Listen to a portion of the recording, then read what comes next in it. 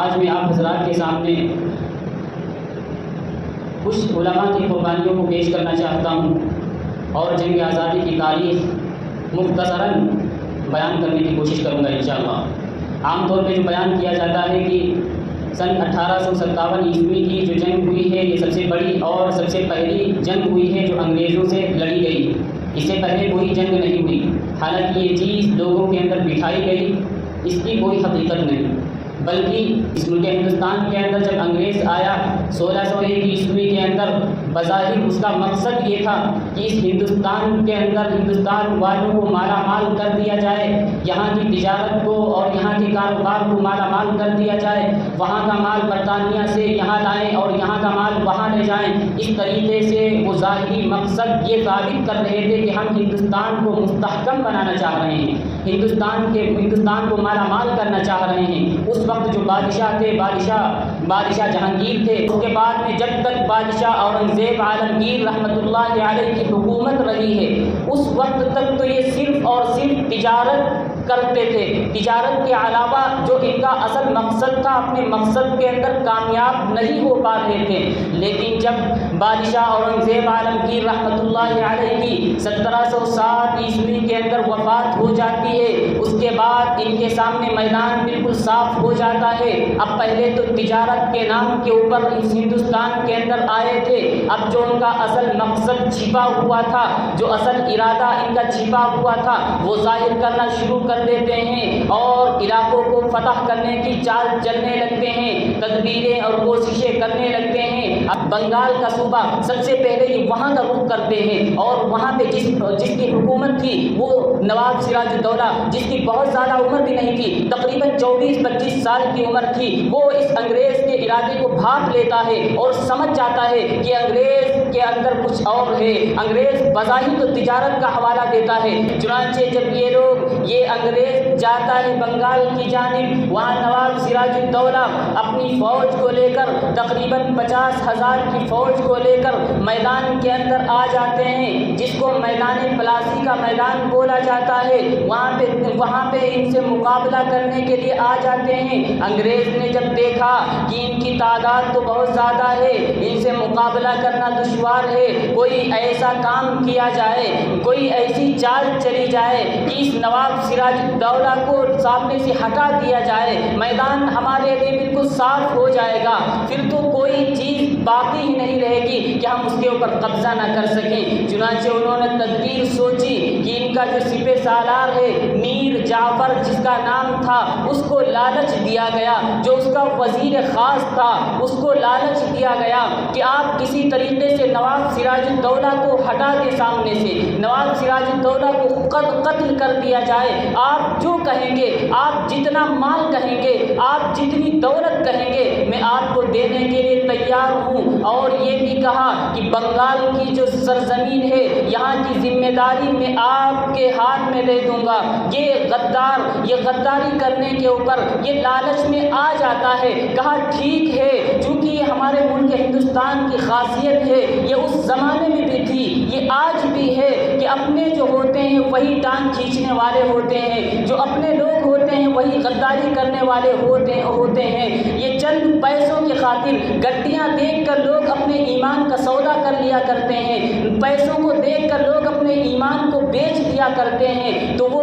غداری کرنے پر اتر آیا میر جعفر صادق اور کہا کہ ٹھیک ہے، عین لڑائی کا موقع تھا، اس وقت نواب سراج الدولہ کو تنہا میدان کے اندر چھوڑ دیا اور اس کے بعد میں یہ جو انگریز ہیں یہ ان کے اوپر حملہ کر دیتے ہیں، جس کے نتیجے میں نواب سراج الدولہ کی شہادت ہو جاتی ہے۔ اب ان کے لیے وہاں کا میدان صاف ہو جاتا ہے، دھیرے دھیرے کر کے یہ پورا بنگال ان کے قبضے میں آ جاتا ہے۔ پھر غور کرتے ہیں ملک ہندوستان کے اندر اب کون سی ایسی ریاست ہے کون سا ایسا صوبہ ہے جس کے اوپر سب سے پہلے حملہ کیا جائے؟ چنانچہ انہوں نے دیکھا کہ حیدرآباد جہاں پہ بڑی بڑی طاقتیں موجود ہیں وہاں پہ سب سے پہلے حملہ کیا جائے، اس کو فتح کیا جائے، اس کے بعد آگے بڑھیں گے۔ اب یہ انگریز دوسرا رخ اس کا ہوتا ہے حیدرآباد کی جانب، وہاں پہ سلطان ٹیپو رحمۃ اللہ علیہ کے والد محترم حیدر علی کی حکومت چل رہی تھی۔ اب ان سے لڑائی شروع ہوتی ہے، ان کی شہادت کے بعد ان کے بیٹے حکمراں بنتے ہیں، ان کے بیٹے کے ہاتھ میں حکومت آتی ہے جن کا نام ٹیپو سلطان رحمۃ اللہ علیہ ہے، جو بہت بڑے اللہ والے گزرے ہیں۔ شیخ الاسلام مولانا حسین احمد مدنی رحمۃ اللہ علیہ اپنے مکتوبات کے اندر لکھتے ہیں کہ جس وقت ٹیپو سلطان میدان کے اندر آئے تھے اس وقت اس ہندوستان کے اندر ٹیپو سلطان سے بڑا کوئی ولی نہیں تھا،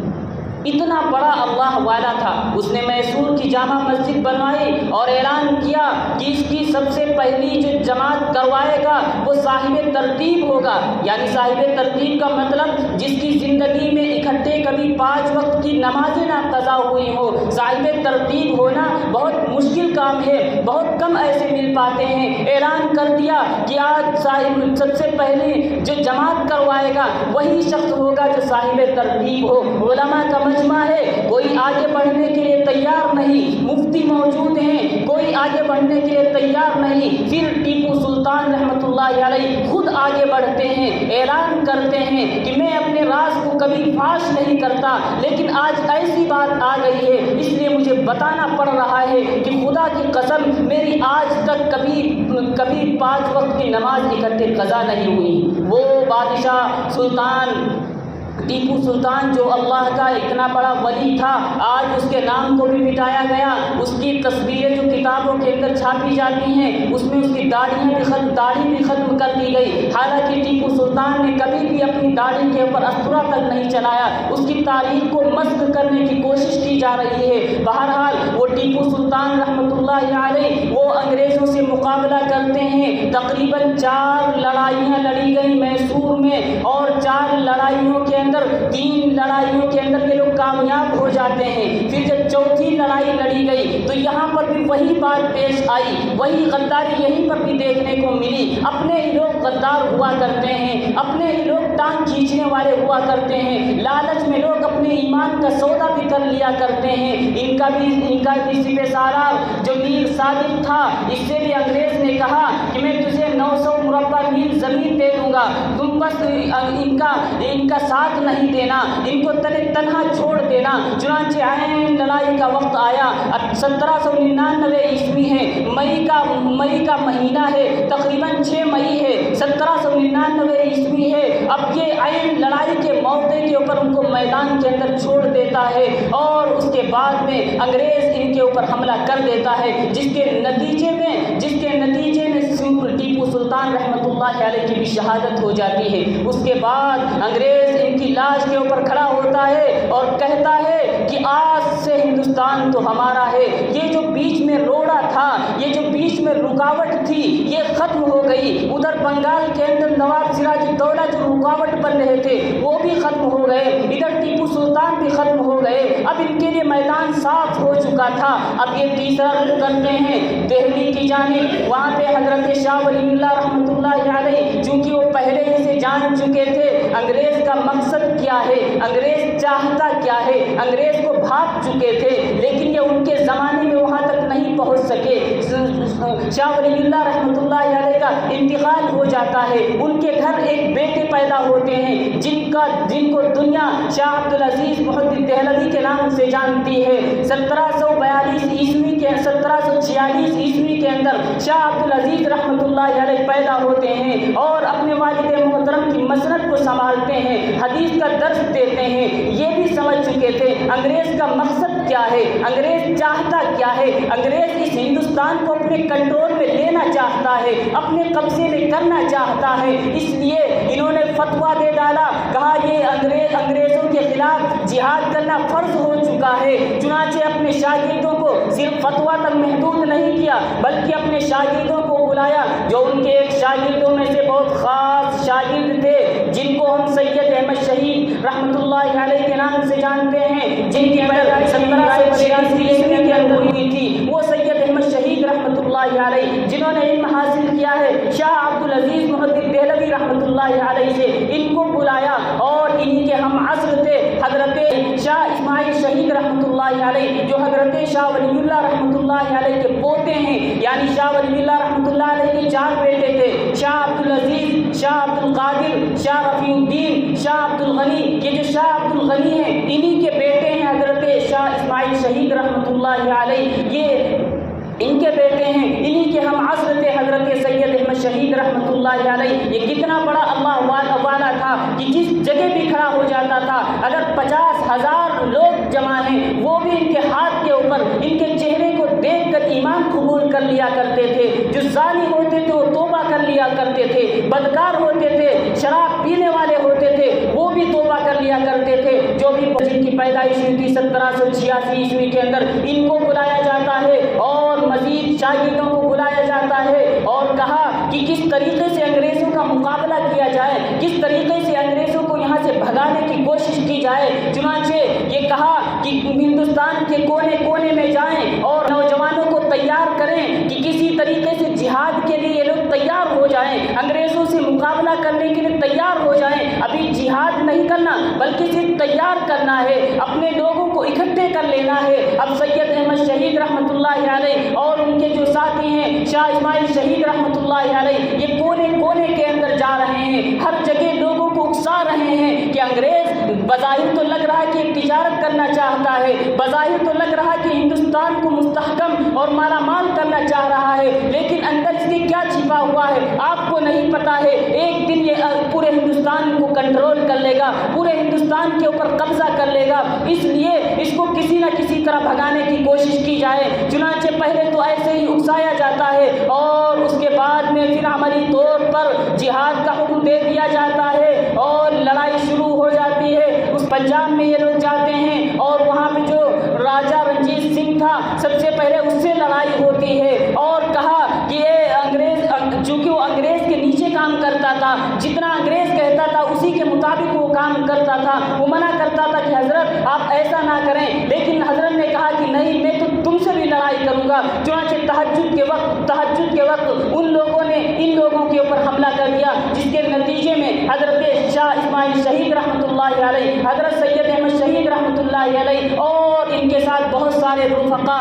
مئی 1831 عیسوی کے اندر یہ لوگ شہید ہو جاتے ہیں۔ اب اور انگریزوں کے لیے میدان صاف ہو جاتا ہے۔ اب جو تھانہ بھون کے اندر علماء ہیں حضرت قاسم نانوتوی رحمۃ اللہ علیہ، اسی طرح مولانا رشید احمد گنگوہی رحمۃ اللہ علیہ، حافظ سامی شہید رحمۃ اللہ علیہ، اب یہ لوگ سوچتے ہیں کیا کیا جائے، یہ انگریز ہر جگہ سے فتح یاب ہو رہے ہیں۔ کسی طریقے سے دلی کے اندر 1856 عیسوی کے اندر میٹنگ کی گئی کہ اب تو ہمیں انگریز سے مقابلہ ہی کرنا ہے۔ اس میں سے ایک اللہ والے کھڑے ہو جاتے ہیں، کہا حضرات انگریزوں کے پاس تو طاقت زیادہ ہے، انگریزوں کے پاس ساری چیزیں زیادہ ہیں، ہم تو مقابلہ نہیں کر سکتے۔ مولانا قاسم نانوتوی رحمۃ اللہ علیہ کو جوش آ جاتا ہے، جوش میں آ جاتے ہیں اور کہا کیا ہماری تعداد غازیان بدر سے بھی کم ہے، کیا ہماری تعداد وہ جو غزوہ بدر کے اندر 313 صحابی تھے کیا ان سے بھی کم ہے؟ جب یہ جملہ سنا لوگوں کے اندر بھی جوش پیدا ہو جاتا ہے،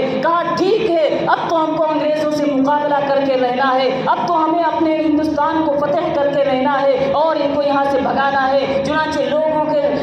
کے اندر ایک جوش پیدا ہو جاتا ہے، پھر لڑائی وہیں سے شروع ہو جاتی ہے۔ پھر اس کے بعد کرتے کرتے یہ جو 1857 عیسوی کی جنگ لڑی گئی ہے جو سب سے بڑی مانی جاتی ہے، اس میں بہت سے علماء کو شہید کر دیا گیا، بہت سے علماء کو شہید کر دیا گیا اور اس کے بعد میں چند علماء بچے تھے، بہت سارے علماء زخمی بھی ہوئے۔ قاسم نانوتوی رحمۃ اللہ علیہ کو بھی زخم لگا، مولانا رشید احمد گنگوہی رحمۃ اللہ علیہ بھی زخمی ہوئے، حافظ سامی شہید رحمۃ اللہ علیہ کو تو شہادت ہی ہو گئی۔ اس طریقے سے چند علماء بچے، یہاں پر بھی غداری پائی گئی، اپنوں کی غداری کی وجہ سے انگریز پھر فتح یاب ہو گیا، انگریز غالب آ جاتے ہیں اور اس کے بعد میں پھر ہوا یہ کہ 1864 عیسوی سے لے کر 1867 عیسوی تک انگریز نے اعلان کر دیا کہ جہاں پر بھی داڑھی یا ٹوپی والا ملے کوئی کوئی عالم دکھے اس کو فوراً قتل کر دیا جائے، اور نہ جانے کتنے علماء کو اس طریقے سے شہید کر دیا گیا۔ دلی کی چاندنی چوک سے لے کر خیبر تک کوئی ایسا درخت نہیں تھا جس پر کسی عالم کی لاش نہ لٹکی ہوئی ہو۔ ایک ایک دن کے اندر 100 علماء کو بوریوں کے اندر بند کر کے دریا کے اندر پھینک دیا جاتا تھا، پھر مزید اوپر سے گولیوں کا نشانہ بنایا جاتا تھا۔ علماء کو پھانسیوں کے اوپر لٹکا دیا جایا کرتا تھا، ہاتھیوں پہ کھڑے کر کے اوپر سے باندھ دیا جاتا، درخت سے ہاتھیوں کو ہٹا دیا جاتا تھا۔ اس طریقے سے نہ جانے کتنے علماء کو شہید کر دیا گیا۔ مسٹر ٹامسن اپنے انگریزی کے کتاب کے اندر لکھتا ہے، وہ کہتا ہے میں دہلی کے اندر اپنے خیمے کے اندر جاتا ہوں، دیکھا کہ گوشت کے بھوننے کی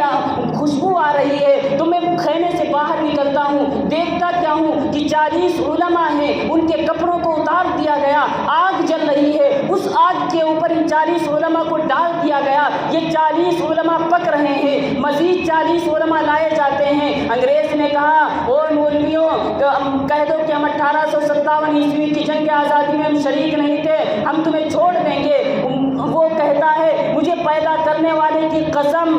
کسی ایک عالم نے بھی انگریز کے سامنے سر نہیں جھکایا، بلکہ سب چل گئے۔ پہلے 40 علماء چل رہے تھے، یہ 40 علماء بھی لائے گئے، ان کو بھی جلا دیا جاتا ہے۔ اس طریقے سے نہ جانے کتنے علماء کو قتل کر دیا گیا، کتنے علماء کو شہید کر دیا گیا۔ مولانا جعفر تھانیسری رحمۃ اللہ علیہ، ان کے بارے میں آیا، پھانسی کا حکم دے دیا گیا، ان کو امبالہ سے لاہور لایا جاتا ہے۔ جیل کے اندر جب پہنچتے ہیں، ہاتھوں کے اندر ہتھکڑیاں ہیں، پیروں کے اندر بیڑیاں ہیں۔ جب جیلر دیکھتا ہے، کہا یہ ملا ایسے باز نہیں آنے والے ہیں، ان کو ایک پنجرے کے اندر بند کر دیا جائے۔ جن پنجروں کے اندر پرندوں کو بند کیا جاتا ہے، بڑے بڑے پنجرے تیار کیے جاتے ہیں، نیچے کیل لگی ہوئی ہیں، اوپر سے بھی چاروں طرف سے کیل ہے، نیچے بیٹھ بھی نہیں سکتے، ٹیک بھی نہیں لگا سکتے۔ اس طریقے سے ہاتھوں میں ہتھکڑیاں پڑی ہوئی ہیں، پیروں میں بیڑیاں ہیں، ہاتھوں سے بھی خون جاری ہے، پیروں سے بھی خون جاری ہے۔ اس طریقے سے کہا اب ان کو یہاں پہ نہیں، اس جیل کے اندر پھانسی نہیں دی جائے گی، بلکہ ان کو ملتان جیل کے اندر لے جانا ہے۔ وہاں جو ٹرین چلتی تھی، مال گاڑی جو ہوتی ہے، اس کے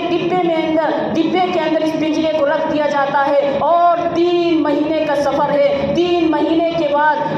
گرمی کا زمانہ چل رہا ہے، پانی بھی نہیں ہے، ہاتھوں سے خون چل رہا ہے، بیٹھ بھی نہیں سکتے سکون سے، نیچے کیلیں لگی ہوئی ہیں، ٹیک بھی نہیں لگا سکتے، چاروں طرف سے کیلیں لگی ہوئی ہیں۔ اب جب یہ وہاں پہنچتے ہیں جیل کے اندر، ان کے آنکھوں کو بند کر کے جیل کے اندر پہنچایا جاتا ہے۔ اب جب پتا چلا کہ صبح ان کی پھانسی ہونی ہے، رات میں بہت خوش ہیں کہ اب تو صبح تو ہماری رہائی ہو جائے گی، گویا کہ یہ سوچ رہے ہیں کہ اب ہم شہید ہو جائیں گے، اللہ کی بارگاہ میں پہنچ جائیں گے۔ انگریز آتا ہے، کہا مولویوں تم لوگ تو خوش ہو، تمہیں تو پھانسی دے دی جائے گی، تمہیں پتا بھی ہے تم تو قتل مار دیے جاؤ گے۔ تو کہا مجھے تو اسی بات کی خوشی ہے، میں تو سوچ رہا تھا میں تو بہت گنہگار ہوں، میری تو بستر پہ موت آئے گی، لیکن اللہ کا بڑا فضل ہے کہ مجھے بستر پر نہیں بلکہ مجھے شہادت کی موت آئے گی۔ انگریز نے جب یہ سنا تو کہا مولویوں اب تمہیں شہادت کی موت بھی نہیں دی جائے گی، بلکہ اب تم کو عمر قید کی سزا دی جائے گی، اب کالا پانی بھیج دیا جائے گا۔ چنانچہ حضرت تھانیسری رحمۃ اللہ علیہ کو کالا پانی بھیج دیا جاتا ہے۔ اسی طریقے سے علامہ فضل خیر آبادی رحمۃ اللہ علیہ، ان کو بھی اسی چکر میں پھنسایا جاتا ہے، ان کو بھی کالے پانی کی سزا دی جاتی ہے۔ اس طریقے سے نہ جانے کتنے علماء کو شہید کر دیا گیا، تب جا کے یہ ہمارا ملک ہندوستان آزاد ہوا ہے۔ وآخر دعوانا ان الحمد للہ رب العالمین۔